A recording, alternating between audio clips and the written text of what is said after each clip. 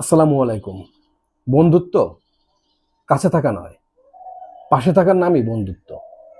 মিথ্যা বলে মন ভুলানো নয়, সত্য বলে সাহস জাগানোর নামই বন্ধুত্ব। ভুল দেখে দূরে সরে যাওয়া নয়, ভুল শুধরে দিয়ে ভালোবাসার নামই বন্ধুত্ব। সময়ের সাথে পাল্টে যাওয়া নয়, সময়কে পাল্টা জবাব দেওয়ার নামই বন্ধুত্ব।